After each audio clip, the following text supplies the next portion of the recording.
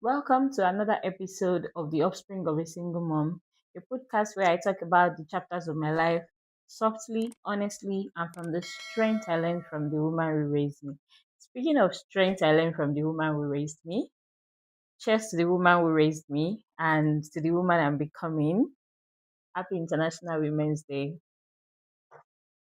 This episode is sponsored by Holistic Ventures, a cleaning and pest control service company situated in Ibadan and Lagos. Do well to check them out on Instagram, TikTok, Facebook, YouTube, and patronize them. Thank you so much.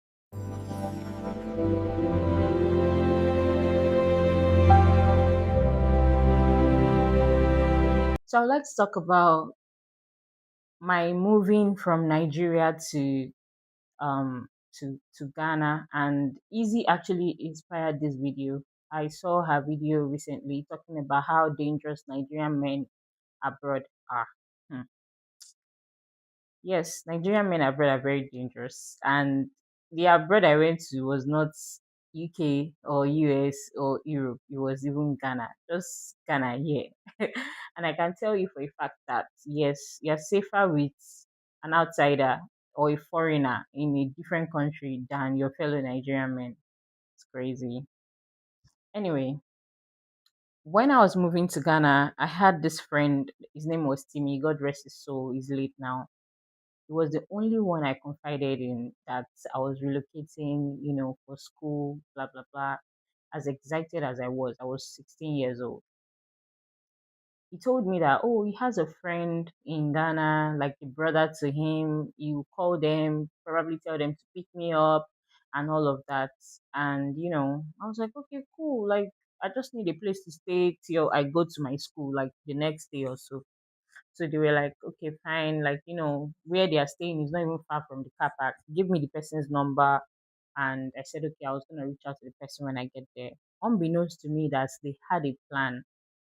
They had already planned between themselves. So the people that was going to receive me, the man, his wife, and somebody staying with them as a family friend, a guy as well. So they had a plan that when I come to Ghana, they were going to send his wife, the older one, was going to send his wife to Togo to his friend's place so that, they can be sleeping with me. Yeah, right. They told me this plan by themselves. That's like almost a year after they told me the plans they had for me when I was coming. So when I got there, I was not supposed to stay there for long. But if you watch my previous episode, you understand why I was there for about 3 months before I eventually went to my school like the following year. So they had a plan to, be sleeping with me and send his wife to Togo. His wife was pregnant at the time.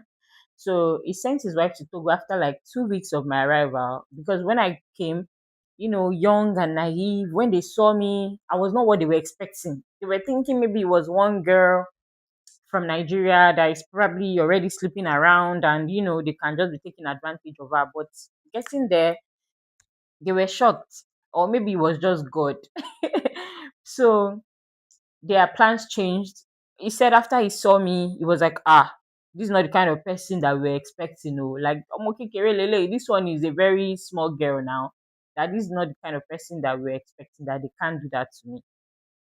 Anyway, I bonded with his wife. We're in the same apartment. Four of us in the same room, like a room apartment. So I was like, I was telling her some things. I explained the school situation to them. They were like, okay, go to the school, do like this, do like this. So, and stuff. After like 2 weeks, I was like, I would like to take an apartment, like a room in this same building. Since I think as I then it was 250 CDs per room. And that was like, the name of the place was Caprice. If you're Ghanaian, you know Caprice. It's not far from Seco. So I was like, I would like to take a room here, and they were like, no, no, no, there's no need for you to take a room. We can just be staying together. My wife is leaving soon for Togo. The three of us can be. I'm like, so I'll be staying in the same room with two guys. Like, how is that gonna like work? So it's a self-contained. We had our own kitchen and we had our own bathroom. I was like, no, I don't think so. Meanwhile, the food stuff I brought from Nigeria, because they were broke, they were not really doing anything as at then. They were just doing small, small yahoo, and they were not really making money like that much. So the food stuff I bought from Nigeria, we've been eating it for the past 2 weeks, spending my money and all of that. But I didn't care much because I mean they accommodated me. So eventually I ended up being the one paying the rent for I ended up being the one paying the rent for everybody in the house. I was paying the rent and we were just living and surviving. I'll keep money in between my clothes, somewhere in between my clothes. I'll be hiding my money. He'll go and take my money and use it to drink because that elderly man that time he had a drinking problem. I think he was an alcohol addict. So you go and take my money. I'll go there. I want to buy something. I'll go there. I'll check my money. My money is not there. Hmm. So that aside, after like there were several Nigerians staying in that building. I think there was one celebrity staying there too, as a Puffy T or something like that. Um, there were several Nigerians in that building. So there was one very man like that actually was an Igbo guy. He was staying with this Igbo girl. So you think they were even husband and wife, but they were not. The girl was an actual girl. Like in the evening on Friday, she will wear skimpy dresses. She'll go through the back of the building and go to circle where the actual people used to stay. She will do her thing, come back home, feeding the guy. They were living together, but the guy was the one paying the rent as at then. So this guy pitched to me that, if I want to travel abroad, there is this opportunity that he has. We'll travel, they'll collect our passport, they'll be giving us money, we'll be paying them small, small till we are done paying. It was just a very crazy story. Now that I'm way older, I realized like what he was trying to tell me then. But I can't even like part of me keyed into that idea like, okay, since I'm not going to school right now, maybe I should actually go there and Ozu and come back and just I was all over the place. And then that man, the man I was staying with was like, show because I don't know how to put it. In Yoruba, they say these people are asheburuku sherere. So he had his good side. So he was like, "Chori ekpe, ma don wo, kiniko, like don't try it. Like, do you know what you're doing? Do you know what you're saying? If you go, you are gone for life. Wait till you go tell your mama. Remember that they sent you here for school. Like this, like this." I was like, okay. I was angry at first, because I was like, it's my life now. I can do whatever I want.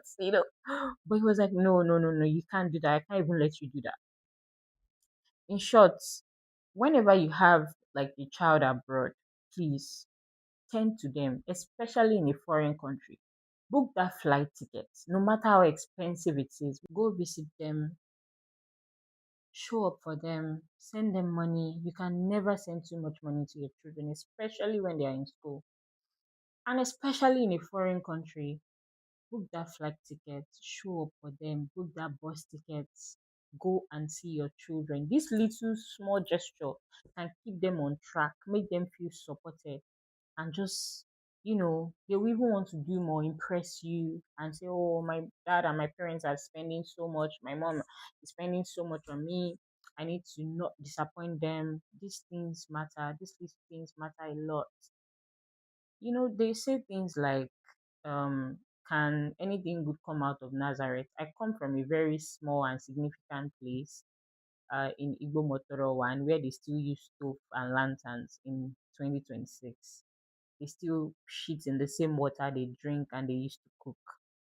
And I want to be that person that will say, I am from so so place. I'll bring lights into that place and say, oh, I'm from this place. So something good can come out of this place.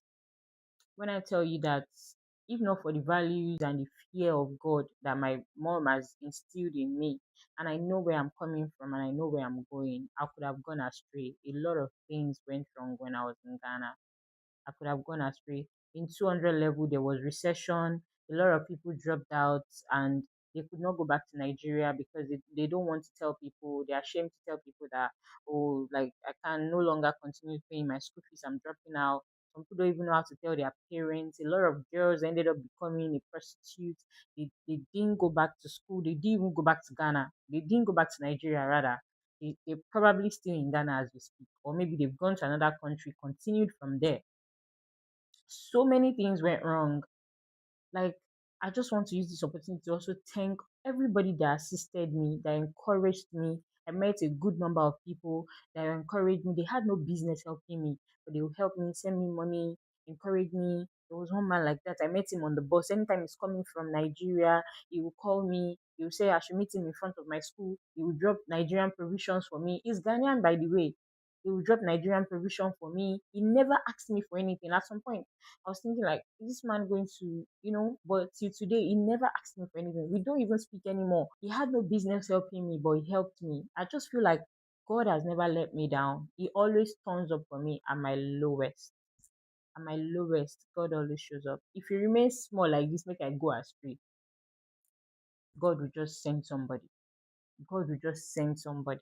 God will just nudge me, like, don't do it. I am with you. Fear not. And I know that the God that has brought me thus far is going to take me to my destination. Guys, with that being said, if this episode resonates with you, share, subscribe, like, and I cannot wait to see you on the next episode. Until next time, keep becoming.